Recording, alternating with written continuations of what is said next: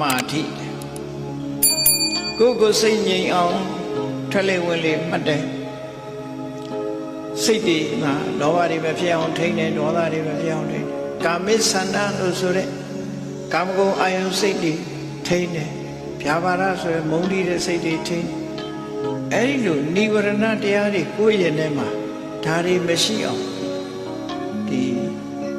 ထွက်လေဝင်လေမှတ်တာတို့ဘုရားကုံတော်ပွားတာတို့မေတ္တာပွားတာတို့ဆိုတဲ့ကျင့်စဉ်တစ်ခုကိုနေ့စဉ်နဲ့အမျှကိုယ်စိတ်လေးကို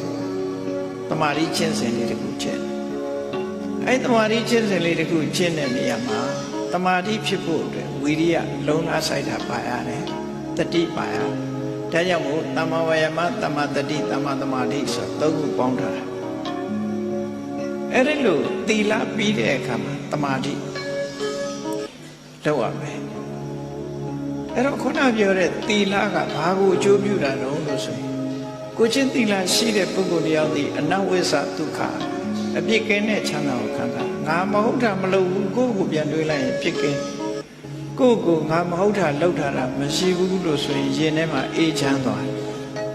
မဟုတ်တာလှုပ်ထားတဲ့ပုဂ္ဂိုလ်ကတပူနေနေဖြစ်တယ်အဲ့တော့အနဝိသဒုက္ခ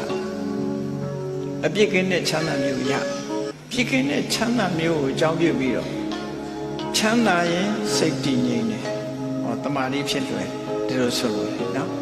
တမာတိဖြစ်လွယ်ကိုယ်တီလာလေးကိုကိုပြန်ဆင်ញင်ကြည့်လိုက်ဆင်ញင်လိုက်လို့ရှိရင်ငါဟာဘယ်တော့မှမဟုတ်တာမလုပ်ဘူးသူများတယ်လည်းငါမတတ်ဘူးသူများဥစ္စာလည်းမခုံငါရဲ့ကိုချင်းတီလာကောင်းတယ်လို့စဉ်းစားလိုက်တဲ့အချိန်မှာစိတ်ကကြည်နူးသွားကြည်နူးမှုကြောင့်ဝမ်းသာမှုဖြစ်တယ်ဝမ်းသာမှုကြောင့်ပီတိဖြစ်တယ်ပီတိကြောင့်ကိုရောစိတ်ရောငြိမ်းချမ်းသွားတယ်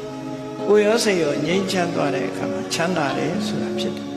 ချမ်းသာလာတဲ့အခါဘာဖြစ်တယ်ဆိုစိတ်ကလေးကငြိမ်းလာတမာတိဖြစ်လာတမာတိဖြစ်ပြီးဆိုမှဘာဖြစ်လဲဆိုယထာဘုဒ္ဓဉာဏတဒနာဘဝအခြေအနေမှန်ကိုကောင်းကောင်းသိသွား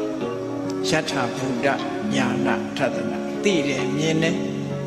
အမှန်ကန်သိတယ်မြင်တယ်ဆိုရင်ဉာဏ်ဟာတမာတိရှိမှဖြစ်တယ်ဒီလိုဆိုလို့လေ